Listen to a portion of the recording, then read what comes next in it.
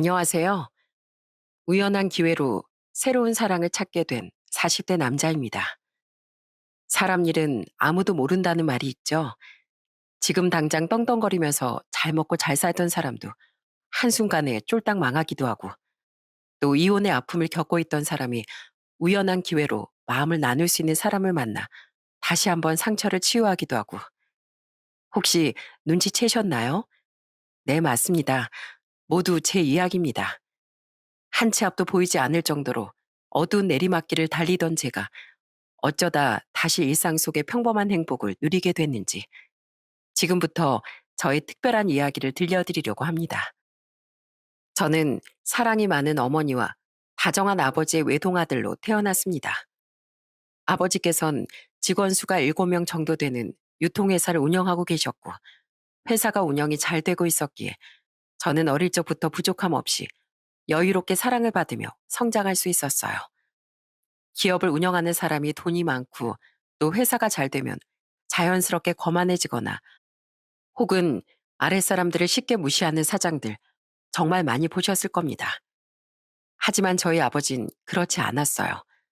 명절마다 직원들에게 어떤 선물을 해주면 좋아할까 항상 어머니와 머리를 맞대고 고민을 했고, 직원들의 생일이 다가오면 생일 축하금을 담은 봉투를 준비해 가기도 하셨죠. 아버진 가끔 회식을 할 때마다 모든 직원들을 저희 집으로 데려오시곤 하셨어요. 밖에서 술을 마시고 들어오면 어머니가 걱정을 한다는 이유도 있었고, 또 술값을 조금이라도 아끼기 위해 항상 집에서 직원들과 회식을 하셨죠. 특히 직원 중에선 민태 아저씨라는 분이 계셨는데요. 회사를 처음 차릴 때부터 아버지 옆에 계셨던 민태 아저씨는 저를 유독 예뻐해 주셨고, 회사 직원들 중 유일하게 어머니를 형수님이라고 부르며 저희 가족과 좋은 관계를 유지하고 있었어요. 아이고, 형수님, 이거 김치 맛이 아주 끝내주는데요. 덜 익어도 이렇게 맛있는데 이거 푹 익고 나면 맛이 아주 기가 막히겠습니다. 김치만 먹지 말고 옆에 있는 돼지갈비찜도 먹어봐요. 살이 야들야들하니 아주 잘 됐어요. 많으니까 천천히들 드세요. 역시 우리 형수님이 최고다, 최고. 우리 사장님은 참 복 많은 사람이야.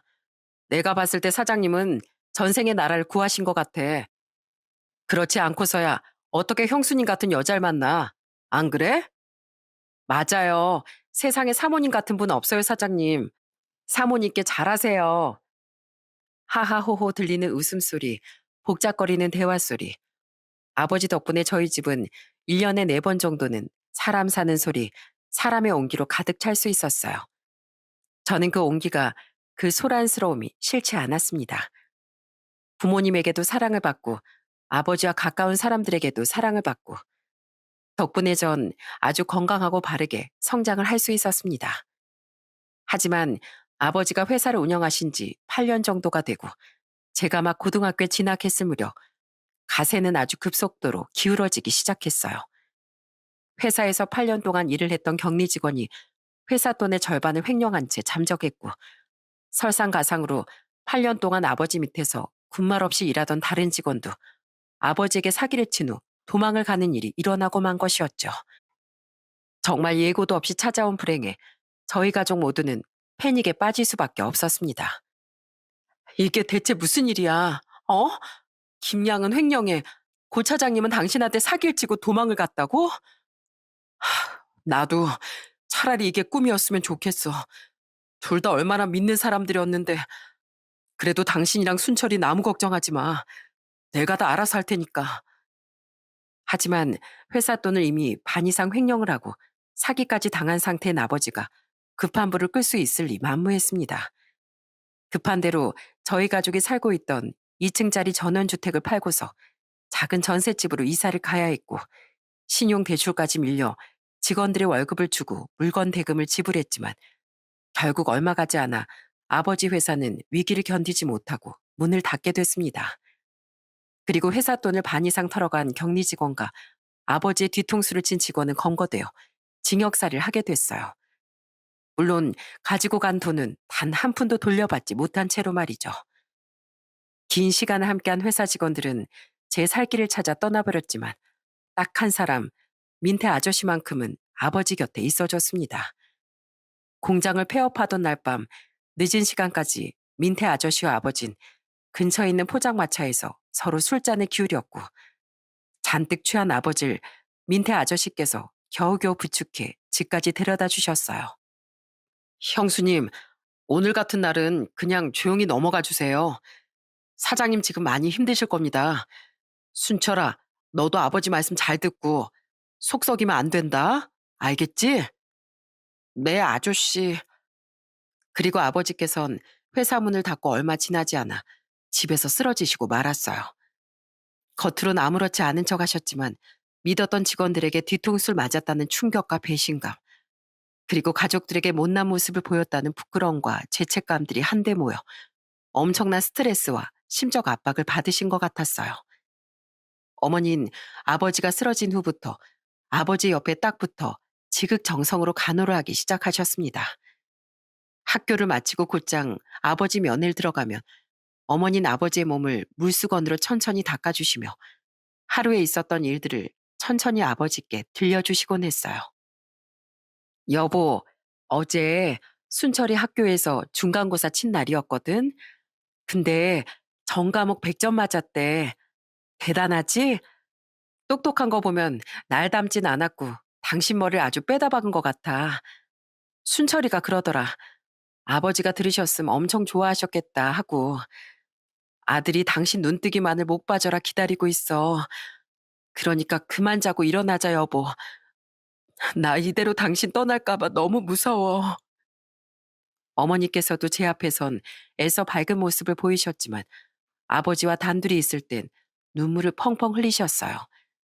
저와 어머니는 조금 시간이 걸리더라도 아버지가 깨어나실 거라 굳게 믿었습니다. 일어날 수 있는 확률은 극히 낮다고 하셨지만 그래도 혹시나 모를 기적을 기다렸죠. 하지만 그런 저희 가족의 간절한 바람에 코웃음이라도 치듯 아버진 소리 소문 없이 세상을 떠나셨습니다.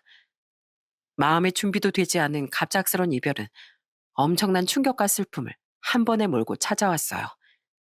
아픔 없이 편안한 표정으로 눈을 감은 아버지의 손을 잡고서 어머니 눈물을 흘리며 마지막 작별 인사를 건네셨죠. 여보, 조금만 더 살다 가지. 적어도 마지막 인사 정도는 할 수 있게 해주지. 좀 너무했다, 당신. 있잖아. 내가 이 세상에서 제일 잘한 건 당신을 만난 거야. 나한테 행복이라는 게 뭔지 알려줘서 고마워, 여보. 순철 아빠, 거기선 아프지 말고 나 혼자 순철이 잘 키우고 있을 테니까 당신도 거기서 편하게 쉬어야 돼. 알겠지?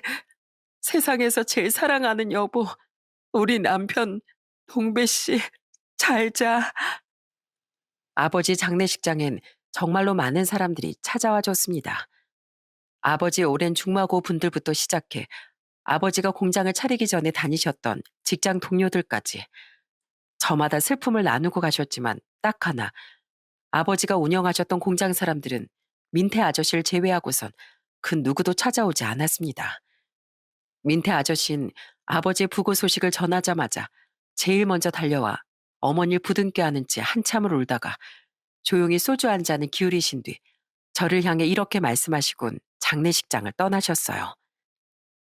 순철아, 이제 아버지가 안 계시니 네가 어머니를 지켜야 한다.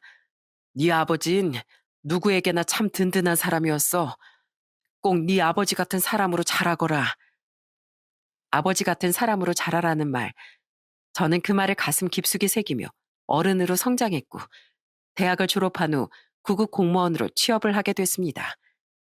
그리고 어머니께선 시장 근처의 작은 순대국밥집 하나를 차려 장사를 하고 계셨어요. 저희 모자는 각자의 자리에서 정말 최선을 다해 살고 있었습니다. 사실 처음부터 공무원이라는 길을 택한 건 아니었어요. 대학을 졸업하자마자 일반 작은 직장에 들어갔던 전 적응을 하지 못해서 한 달도 버티지 못하고 퇴사를 하게 됐어요. 직장을 퇴사하고 나서 나름 미래가 안정적인 공무원 준비를 했고 시험에 합격하자마자 바로 동사무소로 발령을 받게 됐죠. 그런데 이곳은 정말 상상을 초월하는 사람들이 너무나도 많았습니다. 하루에도 몇 명씩 진상 민원인들의 고성을 들으며 일을 해야 할 정도였어요. 나 내일 비행기 타야 하는데 여권 갱신하는 걸 까먹고 있었어. 이거 바로바로 되는 거지? 여권은 동사무소가 아니라 구청이나 시청으로 가셔야 합니다. 그리고 하루 안에 처리되는 게 아니라 최소 열흘 정도는 걸리세요. 여기 동사무소잖아. 동사무소나 구청이나 시청이나 하는 일은 다 똑같은 거 아니야. 잔말 말고 빨리 해줘. 죄송합니다. 저희는 여권 재발급을 해드리는 곳이 아니에요. 구청이나 시청으로 가시면 세상에 안 되는 게 어딨냐고. 나 내일 비행기 타야 되는데 못하면 너네가 책임질 거야? 책임질 거냐고. 진상 민원인들을 볼 때면 그냥 투명한 벽에다 대고 말을 하는 기분이었어요. 이런 민원인이 있는가 하면 동사무소에 들어와 우통을 홀라당 벗고 자기는 왜 쌀을 주지 않느냐며 생떼를 부리다 경찰에 잡혀간 사람도 있었고, 갑자기 본인 집 층간소음을 해결해달라며 해결해주지 않으면 동사무소 내부를 다 때려 부셔버릴 거라 협박하는 사람도 있었습니다. 사실 그런 모습을 보면 당장이라도 간두고 싶은 마음이 굴뚝 같았지만 나이가 나이였던지라 더럽고 치사하다 그래, 네가 안 하면 내가 하지 하는 생각으로 꿋꿋하게 버텼습니다. 그렇게 동사무소에서 근무를 한 지 어느덧 1년 정도 됐을 무렵쯤 저는 지인의 소개를 통해 아내를 만나게 됐어요. 아내는 참 유쾌한 사람이었습니다. 제가 동사무소에서 근무를 한다고 하니 냅다 이런 말을 할 정도로 재밌는 사람이었죠. 으, 거기 진상 민원인들 진짜 많지 않아요? 막 TV 보니까 소리도 막 지르고 난동 피는 게 일상이던데 그런 곳에서 어떻게 일해요? 열받아서? 으, 나 같으면 민원인이랑 맞짱 뜨고 잘렸다. 순철 씨는 정말 참을 인자 1,500번은 새기셨겠네요. 곧 있으면 몸에서 사리도 나오겠어요. 맞아요. 진짜 같이 화내고 싶은 적이 한두 번이 아니었다니까요. 안 된다는데도 뭐 그렇게 억지 부리는 게 많은지. 그래도 참아야죠. 나라에 녹을 먹고 사는 사람인데. 생각하는 거 진짜 건강하다. 전 순철 씨처럼 매사에 긍정적으로 생각하는 사람이 좋아요. 서로 생각하는 게 잘 맞았기에 저희는 연애를 시작했고, 서로 큰 트러블 없이 연애를 하다 만난 지 1년 6개월 정도 만에 결혼을 약속하게 됐어요. 장인과 장모는 공무원이란 이유 하나만으로 저를 두말할 것 없이 사위로 받아들였고, 어머니께서도 애교 많은 아내를 며느리로 받아들이셨습니다. 그렇게 저희는 순탄하게 결혼식을 올리게 됐어요. 아내는 저희 어머니에게도 정말 잘했어요. 누가 보면 친딸로 착각할 정도로 말이죠. 백화점에 쇼핑을 가서 예쁜 자켓이 있으면 어머니께 사다 드렸고, 또 어느 날은 제게 어머니의 신발 사이즈를 물어보더라고요. 정확히는 모르는데 한 240쯤? 그런데 어머니 신발 사이즈는 왜? 아니야. 그냥 궁금해서. 어머님 발이 좀 작아 보이시길래. 아내가 어머니의 신발 사이즈를 왜 물어봤는지 아세요? 바로 새 신발을 사드리기 위함이었습니다.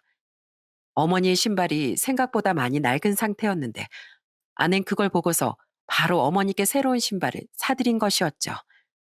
어머닌 그런 아내의 마음씨에 잔뜩 감동을 받으셨습니다. 난 시장에서 파는 5천 원짜리 신발도 고맙게 신을 수 있는데 이거 너무 비싼 거 아니야? 에이, 어머님, 원래 신발은 비싼 거 신어야 오래오래 신을 수 있대요. 어머님한테 잘 어울릴 것 같아서 샀는데 마음에 드세요? 아유, 그럼 누가 준 건데 마음에 들다마다지. 우리 순철이가 여자 하나 잘 만나서 나까지 이렇게 호강하네, 호강해. 미연아, 혹시 우리 순철이가 너 속상하게 하거든 나한테 전화해서 바로 일러. 다들 뭐 팔은 안으로 굽는다는데 나는 밖으로 굽는 사람이니까 언제든지 말해도 돼. 그럼 같이 신나게 욕해줄게. 알았지? 아싸. 여보, 들었지? 어머님은 당신 편 아니고 내 편이시래. 그래, 고부간의 사이 돈독해서 참 좋겠다. 누가 보면 내가 사이고 두 사람이 모녀지간인 줄 알겠네. 어? 어머님, 지금 저희 두 사람 사이 질투하는데요? 소녀같이 까르르 웃는 어머니와 아내의 모습에 저는 마음이 놓였습니다. 고부끼리 소리를 지르고 너 죽내 나 사내 하는 일이 만연한 이 시대에 저렇게 친구 같은 고부 사이라니. 결혼 참 잘했다 싶었죠. 하지만 결혼하길 잘했다는 생각은 머지않아 산산조각이 나고 말았습니다. 결혼한 지 1년 정도가 지났을 무렵쯤부터 아내는 서서히 본성을 드러내기 시작했어요. 집안을 깨끗하게 잘 치우고 먹은 건 바로바로 내다버렸던 아내는 어느 순간부터 집안 청소엔 손을 떼기 시작하더니 배달 음식을 대충 시켜 먹고서 음식물을 방치해두는 바람에 온 집안을 파리천국으로 만들어 놓고 음식물을 일반 쓰레기 봉투에다가 버리는 바람에 집안에 바퀴벌레까지 꼬이게 만들어 놓았습니다. 여보, 아니 음식물을 왜 일반 쓰레기 봉지에다가 버렸어? 음식물은 음식물대로 따로 분류해야지. 바퀴랑 파리랑 다 꼬였잖아. 그렇게 분류해서 버리는 것도 귀찮아. 어차피 음식물이랑 같이 내다 버려도 상관없는 거 아니야? 나 살던 동네에선 다 그렇게 했어. 아휴, 내가 먹은 건 당연히 내가 치울 건데 당신도 좀 깨끗하게 치워줘. 집에 파리 날리고 하는 거 보기 안 좋잖아. 아휴, 알았어, 알았어. 그 잔소리 좀 그만해. 무슨 엄마도 아니고 말만 내 진짜. 이뿐만이 아니었습니다. 어느 날은 아내랑 라면을 끓여 먹는데 물량을 제대로 못 맞췄다는 이유로 제게 온갖 짜증을 내면서 시비를 걸더라고요. 이걸 지금 먹으라고 끓인 거야? 이건 한강라면 수준도 아닌데? 어떻게 된 게 사람이 라면물 하나도 제대로 못 맞춰. 이렇게 물 넘치게 끓이면 라면 먹다가 면 다 불어터지는 거 몰라? 나 면 퍼진 거 싫어하는 거 알면서 일부러 이런 거지? 아니, 내가 뭐 기계도 아니고 물량 한 번 못 맞출 수도 있는 건데 그거 가지고 뭘 그렇게까지 말해. 아니, 그런 거 하나 제대로 못하니까 답답해서 그런다. 왜? 아, 나 안 먹어. 당신 혼자 2개 다 먹던지 아님 버리던지 알아서 해. 게다가 제 월급을 가지고 함부로 장인 장모에게 용돈이랍시고 보내드리고 허구한 날 카드를 찍찍 긁어대며 백화점 투어를 하고 분수에도 맞지 않는 명품백을 사고 나날이 커져만 가는 아내의 해픈 씀씀이 때문에 허리가 휘는 건 저 하나였습니다. 직장에서도 그렇고 집에서도 그렇고 숨을 편하게 쉴 수 있는 공간이 없어서 죽을 것만 같았어요.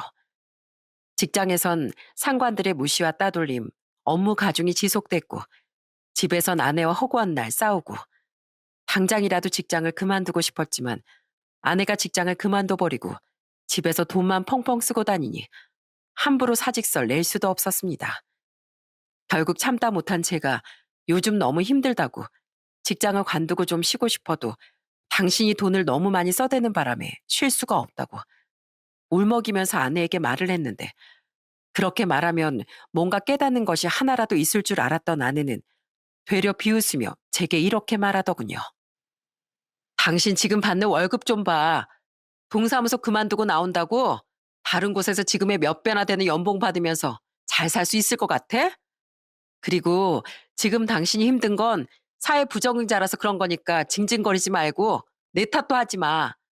그만둘 용기가 없어서 못 관두는 거면서 어디서 내 탓을 해? 아내의 비웃음 섞인 말에 사고 회로가 모두 멈춰버리는 듯한 기분이 들었습니다. 그래도 적어도 잠깐이라도 제 편을 들어줄 줄 알았던 아내는 그저 저를 조롱하고 비웃기 바빴어요. 그때 느꼈죠. 아내는 이제야 본색을 드러냈고 예전처럼 좋은 관계로 돌아가긴 너무 멀리 왔다는 것을요. 이런 아내의 변화는 저에게만 국한되는 게 아니었어요. 그렇게 사이좋게 지내던 어머니께도 달라진 모습을 보이기 시작했는데요. 어느 날은 어머니께서 저희 부부가 보고 싶다고 하시며 가게에 와서 같이 밥을 먹자고 연락을 주신 적이 있었습니다. 저는 가기 싫다는 아내의 손을 붙잡고서 겨우겨우 어머니의 가게에 도착했고 손님이 모두 빠진 시간대였던지라 조용하게 식사를 할 수 있었죠. 그때 아내가 벌떡 일어나 냉장고에서 소주를 한 병 가져오더니 저와 어머니 앞에서 뚜껑을 열고 앉은 자리에서 병째로 술을 마시는 겁니다. 그 모습을 본 저와 어머니 너무 놀라 입을 떡 벌린 채로 아무런 말도 하지 못했어요. 뭘 그렇게 쳐다보세요? 술 마시는 여자 처음 보세요? 아니, 아가, 너 무슨 일 있니? 왜 안 하던 행동을 하고 그래? 안 하던 행동이요? 저 원래 이런 사람이에요. 그동안 내숭 좀 떤 거지. 원래 이렇게 소주도 병나발째로 마시고요. 음식도 원신 마냥 손으로 집어먹는 사람이에요, 저. 당신 지금 어머니 앞에서 뭐 하는 거야? 그만 안 해? 어머님, 이제 와서 솔직하게 말씀드리는 건데요. 어머님이 만들어주신 국밥, 진짜 맛대가리가 하나도 없어요. 국물 진짜 밍밍해서 맛 하나도 안 나요. 진짜 하나도. 그냥 하얀 국물에 순대 몇 덩어리 집어넣은 게 끝인데 사람들은 이걸 어떻게 맛있다고 먹는 거야? 다들 혀 감각이 마비된 건가? 정말 기가 막혀서 말이 안 나온다. 그렇게 맛이 없으면 먹질 마. 어머니, 죄송해요. 아무래도 이 사람 지금 제정신이 아닌 것 같아요. 저희 먼저 일어날게요. 당신도 빨리 일어나. 아, 왜? 내 말 아직 안 끝났는데. 빨리 가자니까. 그날 아내와 저는 집에서 정말 고성이랑 고성은 다 지르며 지독한 싸움을 했습니다.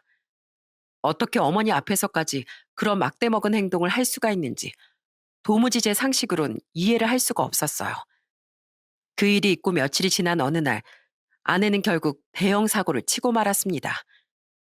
결혼 전 저희가 들어놓은 적금을 본인 멋대로 해지해 그 돈으로 성형수술을 하고 온 것이었죠. 당당한 걸음으로 집에 들어온 아내는 완전히 다른 사람이 되어 있더라고요. 당신 얼굴이 그게 뭐야? 보면 몰라? 살짝 튜닝 좀 했지. 아우, 아파라. 마취가 슬슬 풀리는 중인가? 그러니까, 다 뜯어 고치고 온 건 알겠는데, 그 수술을 무슨 돈으로 했냐고? 아, 이거? 우리 적금 들어놓은 거, 그거 깨서 질렀지. 총합 2천만 원. 참고로 다 한 거 아니야. 오늘은 눈이랑 코만 했어. 뭐, 적금을 깨? 당신 제정신이야, 진짜? 그 돈이 어떤 돈인데 적금을 깨? 그거 나중에 우리 다 모이면 더 큰 집으로 이사 가려고 모으고 있었던 돈인데 그걸 성형하는데 썼다고? 당신 진짜 미쳤어? 그럼 사람들이 내 인상 보고 사나워 보인다는데 어떻게 그럼? 외모 지적받는 것도 엄청난 스트레스인 걸 당신이 몰라서 그래. 아내는 되려 제게 적반하장으로 화를 내더군요. 적금을 깨서 성형수술을 했다는 말에 저는 정말 화를 참을 수가 없었어요. 그래서 다음날 날이 밝자마자 아내가 가지고 있던 명품 가방 3개를 죄다 중고장터에 팔아 치워버렸어요. 중고라도 명품은 명품이었기에 거의 원가에 가까운 가격으로 가방 3개를 팔 수 있었습니다. 그 사실을 알게 된 아내는 제게 비명에 가까운 소리를 지르기 시작했어요. 당신 미쳤어? 그 가방들 얼마짜린 줄이나 알아? 내가 어떻게 구한 건지 알긴 아냐고. 얼마나 힘들게 기다려서 샀는데 그걸 중고로 팔아? 그 가방 하나가 당신 월급보다 많아. 알아? 당신도 나랑 상의 없이 적금 깨서 얼굴 뜯어 고치고 왔잖아. 그래서 나도 당신이랑 상의 없이 당신 가방 팔아서 빠진 적금 비용 채운 거야. 명품이 참 비싸긴 하네. 중고로 팔았는데도 적금 값이 다시 돌아온 거 보면 나 이제 당신이랑 못 살아. 아니, 안 살아. 더 이상 이렇게 사는 것도 지긋지긋하고 토 나와. 우리 이혼하자, 제발. 어, 듣던 중 반가운 소리네. 나도 당신 같은 여자랑 더 이상 한 집에서 같이 살 생각 없어. 명품 가방을 판 것이 제일 타격이 컸던지 결국 아내는 소리를 지르며 제게 이혼을 통보했습니다. 물론 저는 거절할 이유가 없었어요. 이런 사람이랑 어떻게 평생을 함께 살 수 있겠어요? 그렇게 저희는 합의 이혼을 하게 됐습니다. 돈을 물쓰듯 펑펑 써대고 적금마저 성형수술 비용에 모두 태워졌기에 재산 분할이랄 것도 없었어요. 그래서 반 전세였던 집에 보증금을 빼서 나눠 가지고 저희는 그렇게 이별했습니다. 잘 살고 싶었어요. 하늘에 계신 아버지께서 내려다보시며 우리 아들 참 잘 살고 있네. 이렇게 흐뭇하게 바라보실 수 있을 정도로 보란 듯이 잘 살고 싶었습니다. 그런데 그 끝이 이혼이라니 참 씁쓸하더라고요. 아무렇지 않은 척 하고 싶었지만 오직 한 사람, 어머니 앞에서만은 그러지 못했습니다. 이혼 직후 공무원 생활도 그만두고 거의 매일같이 어머니 국밥집으로 찾아갔고 제가 찾아가면 어머니는 아무 말 없이 제 앞에 소주 한 병과 따뜻한 국밥 한 그릇을 내어주시곤 조용히 주방으로 들어가 설거지를 하셨어요. 그리고 한 일주일 정도쯤 지났을까 제 휴대폰에 알람음이 울렸습니다. 어머니께서 제 통장으로 100만 원이라는 돈을 보내주신 거였어요. 그리고 곧이어 온 문자에 저는 그만 눈물을 터뜨리고 말았습니다. 사랑하는 우리 아들, 엄마가 100만 원이란 돈을 보낸다. 우리 아들은 세상에서 제일 잘난 사람이야. 그러니 절대 기죽지 말고 당당하게 어깨 쭉 펴고 살아. 아들이 울면 지켜보는 이 엄마 마음도 찢어지니까 이젠 울지 않았으면 좋겠다. 우리 아들, 엄마가 진심으로 응원한다. 죄송해요, 어머니. 어머닌 등을 돌리고 설거지를 하고 계셨어도 다 알고 계셨던 겁니다. 제가 계속해서 눈물을 흘리고 있었다는 것을요. 그렇게 어머니의 문자를 받고 기운을 차린 전 택배 기사 일을 하게 됐어요. 인터넷으로 구직난을 찾아보는데 제일 눈에 띄는 공고가 있길래 바로 지원을 했고 면접을 보고 나서 합격을 하게 된 것이었죠. 딱 일을 하는 만큼 돈을 벌어가는 구조였습니다. 택배를 시켜보기만 했지 배달을 하는 건 처음이라 처음 일을 시작할 땐 굉장히 많이 버벅거렸습니다. 하지만 인간은 적응의 동물이라고 계속해서 하다 보니 손에 익더라고요. 아파트 단지 내를 돌면서 저는 정말 많은 일들을 겪었습니다. 아이고, 기사 양반. 더운 날씨에 고생이다. 고생이야. 단지가 넓어서 돌아다니기 많이 힘들지? 아니요, 괜찮습니다. 제 일인데요, 뭘. 자, 더운 날씨에 이거 한 잔 마시고 해. 오렌지 주스인데 방금 마트에서 사온 거라 시원해. 이거 한 잔 쭉 들이키고 힘내서 일해. 아유, 이런 거 안 주셔도 되는데 감사히 잘 마시겠습니다, 어르신. 그리고 또 한 번은 단지 내에서 꼬마애들을 마주친 적이 있었어요. 합기도복을 입고 손에는 아이스크림을 든 채로 천진난만하게 뛰어다니는 아이들을 보니 참 좋을 때다 싶어서 저절로 웃음이 나더라고요. 그러다 한 아이와 눈이 마주쳤습니다. 어? 택배 아저씨다. 안녕하세요, 아저씨. 그래, 안녕? 아이, 너넨 안 덥니? 네, 하나도 안 더워요. 아저씨는 더우세요? 이거 엄청 시원한데 아저씨 드실래요? 아유, 아니야. 그건 너네가 먹던 거잖아. 너네 많이 먹어. 아저씨도 아까 시원한 거 하나 먹고 왔어. 더운데 조심히 들어가. 이렇게 마음이 훈훈해지는 주민들이 있었는가 하면 마음에 상처를 주는 주민들도 있었습니다. 택배를 전달하기 위해 한 아파트 단지에 들어갔는데 택배차가 단지 안에 들어가기도 전부터 경비 아저씨가 막아서는 겁니다. 영문을 알 수 없었던 전 택배 기사라고 말했는데 경비 아저씨 입에서 나온 말은 제겐 정말 충격적이었어요. 이 아파트 단지는 택배차 못 들어가. 주민들 주차 공간 없다고 단지 내 택배차 못 들어오게 하라고 아주 쌩 난리를 피워대는 바람에. 네? 아니, 그러면 택배는 어떻게 찾아가요? 자기네들이 경비실로 가지러 오는 거지 뭐. 아유, 나도 이 아파트 사람들한테 정 뗀 지 오래야. 내가 근무 시간에 초코바 하나라도 먹고 있으면 근무 시간에 노냐고 하는 사람들인데 택배 기사한테 노죽하겠어. 택배 있으면 여기다가 놓고 가. 내가 호수 확인하고 일일이 인터폰 돌릴 테니까. 그리고 어떤 아파트 단지에선 택배차에서 택배를 내리고 있는데 한 주민이 제게 다가와 신경질을 내며 이렇게 소리를 지르더라고요. 아저씨, 지금 저희 동네 고양이들 다 자는 시간이거든요. 트럭은 왜 끌고 들어오신 거예요? 시끄럽게. 택배차가 있어야 고객님들께서 주문하신 택배를 가져다 드리죠. 그리고 고양이들이 다 자는 시간이라니 그건 또 무슨. 단지 내 고양이들이 많이 살고 있는데 매일 이 시간부터 오후 5시까진 고양이들 낮잠 자는 시간이라서 자전거도 안 다닌다고요. 아무튼 다음부터 저희 단지 올 땐 저 밑에 있는 마트 근처에다가 차 대고 올라오세요. 먹을 차라도 끌고 올라오시던가. 그렇게 씩씩대면서 가는데 대체 내가 뭘 들은 거지 싶은 생각이 들 정도로 어이가 없더라고요. 아무튼 택배 기사 일을 하면서 좋은 이웃들도 이상한 이웃들도 정말 많이 만났답니다. 그중 가장 최악이었던 사람은 자주 가는 아파트 단지 동대표라는 사람이었습니다. 머리는 벗겨질 대로 벗겨지고 배는 나올 대로 나와선 제 얼굴을 볼 때마다 정말 절 못 잡아먹어 안달인 사람이었죠. 특히 주차장에 제가 트럭을 대라치면 득달같이 달려와 제게 차 빼라며 고래고래 소리를 질러댔어요. 마치 제가 오기만을 기다렸던 사람처럼 말이죠. 아, 여기 택배 트럭 대는 곳 아니야. 다른 차들이 여기 와서 사고라도 나면 책임질 거야?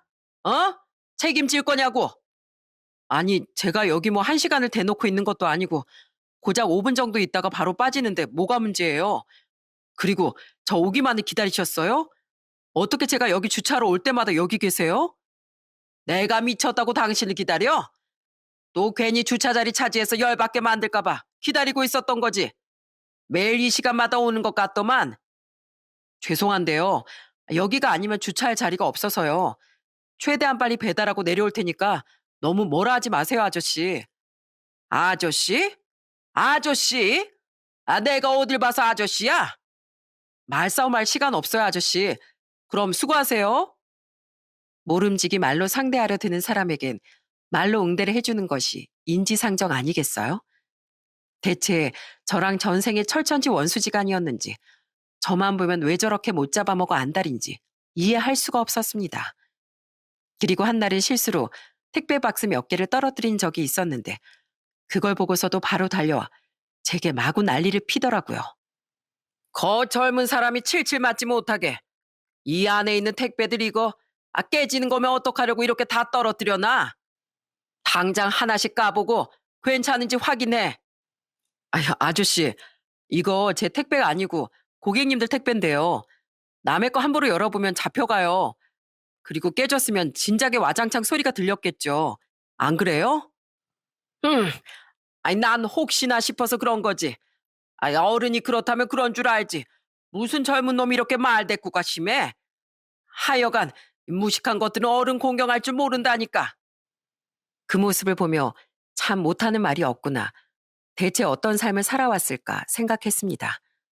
솔직히 무식한 것들이라는 말은 좀 화가 났지만 더운 날 괜히 힘 빼지 말자 싶어 가볍게 무시하고 단지를 빠져나왔어요. 그렇게 선을 넘을 듯 말 듯 계속해서 외줄타기를 하던 동대표 아저씨가 저를 폭발하게 만든 건 그로부터 며칠이 지난 어느 날이었습니다. 그날은 이상하게 컨디션이 좋지 않은 날이었어요. 기온도 역대 최고 기온인 35도를 찍은 날이라 조금만 움직여도 땀이 줄줄 흐르고 기운이 빠지더라고요. 그렇게 여느 때와 같이 택배를 수레에 올려놓고서 엘리베이터를 타려고 건물 안으로 들어가는 그 순간 그 동대표 아저씨와 마주치게 됐어요. 그런데 그 양반은 절 보자마자 정말 있는 힘껏 인상을 찌푸리더니 코를 틀어막으며 제게 이렇게 말하더라고요. 아우, 썩은 내야. 아, 무슨 몸에서 걸레 썩은 내가 나? 제대로 안 씻고 다녀? 아저씨, 오늘 날씨를 좀 보세요. 아저씨도 지금 정수리에 땀이 가득 맺혀 계시는데요, 뭘. 또 말대꾸 한다, 또. 됐고, 엘리베이터 타려는 거지? 몇 층 가는데? 35층이요. 아, 그래?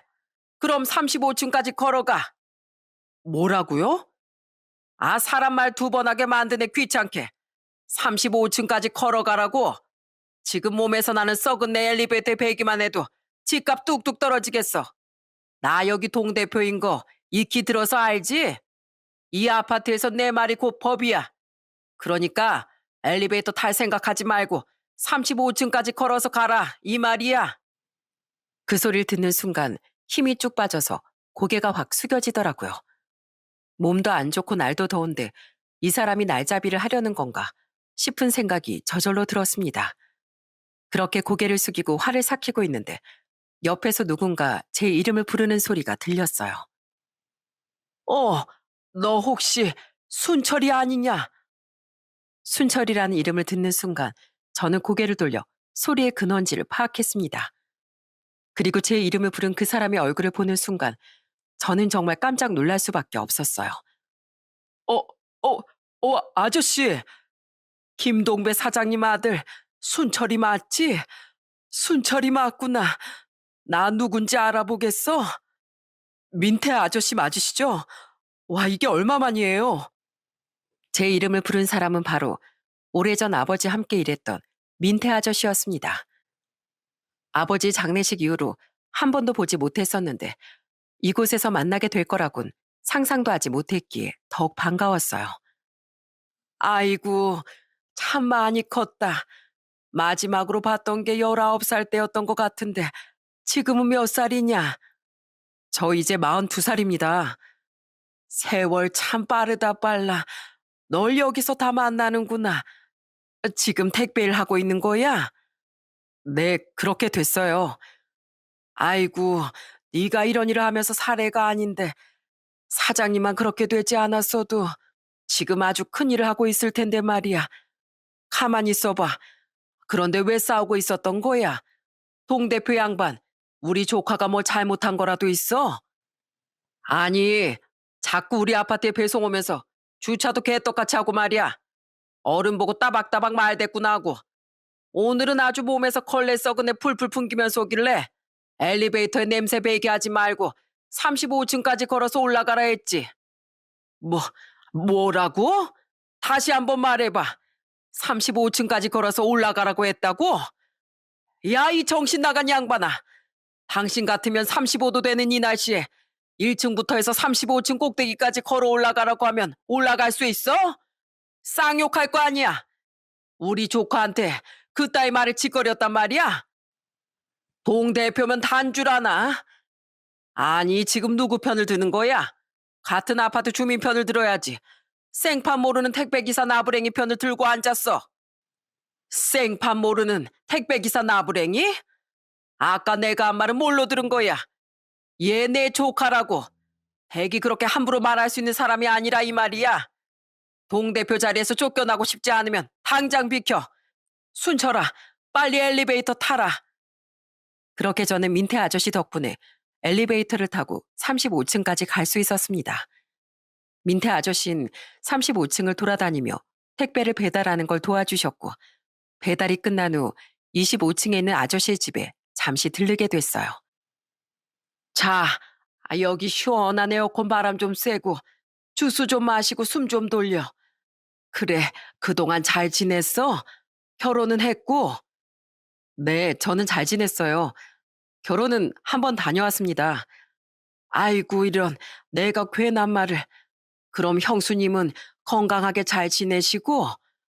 네, 아버지 돌아가시고 나서부터 시장에서 순대국밥집 운영하고 계세요. 오, 순대국밥집. 오랜만에 형수님 얼굴도 좀 뵙고 싶은데 오늘은 네가 좀 바쁘겠지? 아니요, 저 여기가 마지막 배송지예요. 트럭 차고지에 가져다 놓고 바로 퇴근하면 돼요. 아, 그래? 잘 됐다. 너랑 같이 가면 되겠구나. 참 우리가 인연은 인연인가 보다. 그 수많은 세월을 떨어져 살았는데 이렇게 다 만나고. 저도 참 신기했습니다. 아버지 장례식 이후로 보지 못했던 민태 아저씨를 우연찮게 여기서 만나게 될 줄 누가 알았겠어요. 그렇게 반가운 마음을 잠시 뒤로 미뤄두고 저는 트럭을 차고지에 가져다 놓은 뒤 민태 아저씨의 차를 타고 어머니의 가게로 향했습니다. 다행히 가게는 무척이나 한적한 상태였고 어머니는 혼자서 나무를 다듬는 중이셨어요. 민태 아저씨는 살짝 망설이시는 듯 하더니 이내 국밥집 문을 열고 들어가셨어요. 세월이 흘렀어도 민태 아저씨 얼굴을 알아본 어머니는 눈물을 흘리며 민태 아저씨를 꼭 안아줬고 두 분은 한참 동안이나 그렇게 서로를 끌어안고서 눈물을 흘렸습니다. 그렇게 저희 세 사람은 함께 식사를 했고 민태 아저씨는 저와 어머니가 몰랐던 아버지의 얘기를 들려주시기 시작했어요. 형수님, 저 참 나쁜 놈이죠? 사장님한테 진 마음의 빚이 얼만데 장례식장 이후로 한 번을 찾아와 볼 생각도 못하고 그치만 단 한 번도 사장님이랑 순철이 그리고 형수님을 잊어본 적이 없어요. 이거 하나만큼은 자신 있게 말할 수 있습니다. 우리도 민태 씨 한 번도 잊은 적이 없어요. 서로 바쁘게 살았던 건 매한가지인걸요. 그런데 우리 그이한테 마음의 빚을 졌다는 게 무슨 소리예요? 사실 형수님이랑 순철이 앞에서 처음 얘기하는 겁니다. 사장님은 저를 참 많이 도와주시던 분이셨어요. 다른 직원들보다도 훨씬 더 뒤에서 절 많이 챙기셨죠. 회사에서 사장님 빼고 제가 제일 먼저 장가를 가게 됐는데 그때 사장님께서 둘이 술을 한잔 하자고 하시더라고요. 그래서 웬일이지 하고 따라갔는데 조용히 봉투 하나를 건네시는 겁니다. 그 안엔 300만 원이라는 돈이 들어있었어요. 그래서 제가 너무 놀라 이게 웬 돈이냐 하고 물었더니만 제 결혼 자금에 보태 쓰라고 하시더라고요. 줄 수 있는 게 그 정도밖에 안 돼서 미안하다고, 결혼 축하한다고, 축의금 겸 밥값이라고 생각해 달라면서. 그때 저희 집이 조금 어려웠거든요. 사장님 덕분에 결혼 자금을 보태서 무리 없이 식을 올릴 수 있었어요. 아이고, 우리 그이가 민태씨 결혼 자금을 보태줬었구나. 그래도 무사히 결혼 잘했다니 다행이에요. 근데 그뿐만이 아니었습니다. 결혼하고 나서 아내가 많이 아프기 시작했고 수술까지 해야 하는 상황이었는데 수술비가 조금 모자라더라고요. 아내는 아파하지 돈은 없지 무능한 제가 너무 싫어서 수술비를 벌려고 퇴근하고 나면 바로 다른 일들을 하기 시작했어요. 그러다 보니까 회사에 출근해선 계속 졸고 그랬었죠. 그런데 제 모습을 보던 사장님께서 저를 방으로 부르시더니 요즘 꼭 병든 닦았다면서 무슨 일이 있냐고 물어보시더라고요. 아무 일 없다고 계속 발뺌해도 제 얼굴만 봐도 안다고 솔직하게 말해 이러시는 거예요. 그래서 울면서 솔직하게 털어놨죠.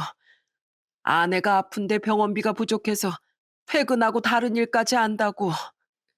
그랬더니 뭐라고 하던가요? 막 화를 내셨어요. 그런 일이 있었음 진작에 말을 했어야지. 바보같이 그걸 숨기고 있었어. 하시면서요. 참 사장님답죠? 그러시더니 다음날 저한테 500만 원을 주셨어요.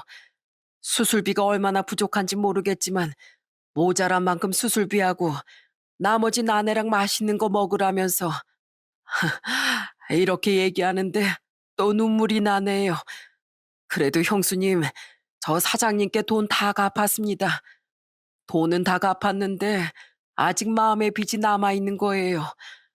사장님이 해주신 만큼 전 사장님께 그렇게 큰 힘이 되어드리지 못해서.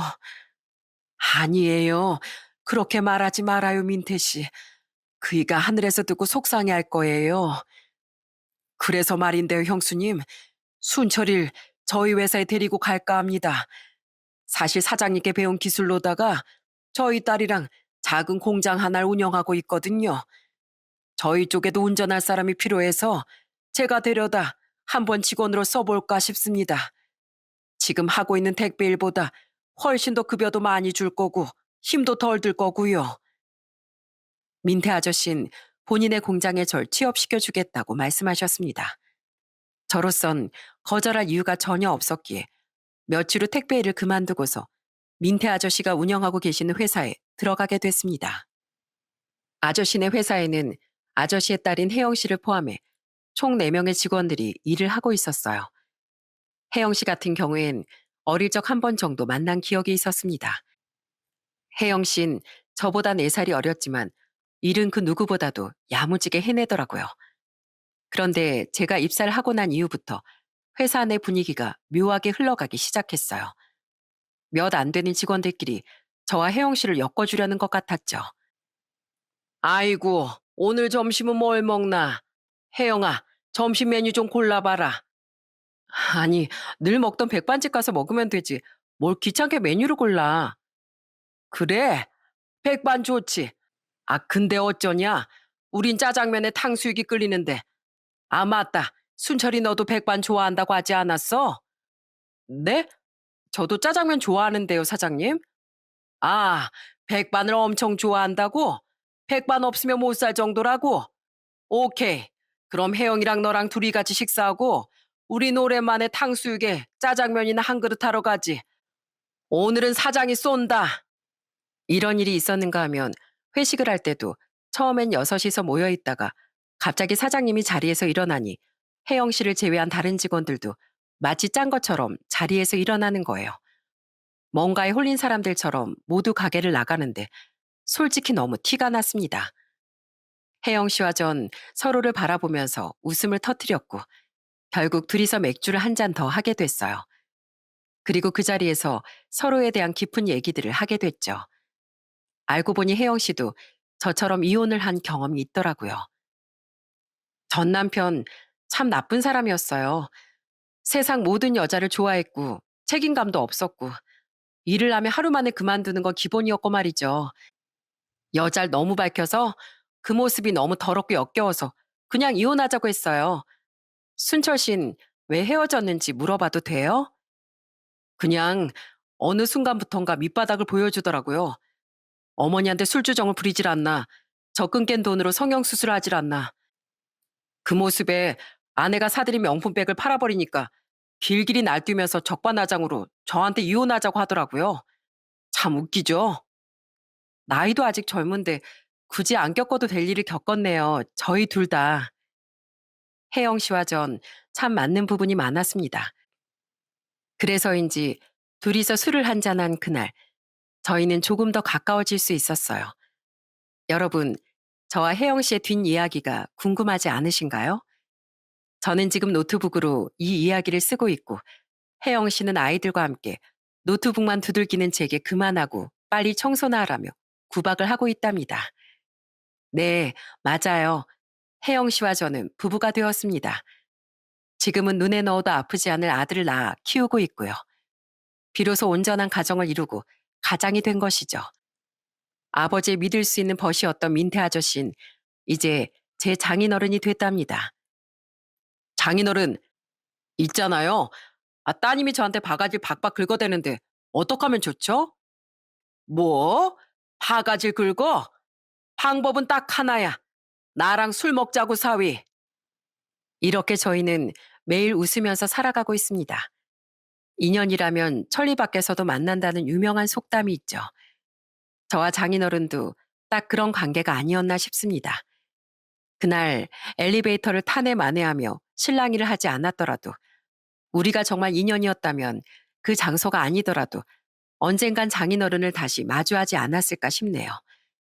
오랜 시간이 흘러 다시 만난 소중한 인연인 만큼 저는 제 주변에 있는 사람들에게 많은 사랑을 베풀며 살아가려고 합니다.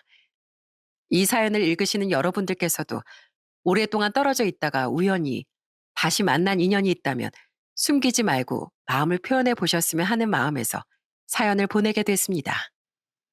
마지막으로 가족들에게 짤막하게나마 한마디 남길게요. 어머니, 여보, 장인어른, 그리고 내 아들 혜찬아. 앞으로 우리 영원히 행복하자.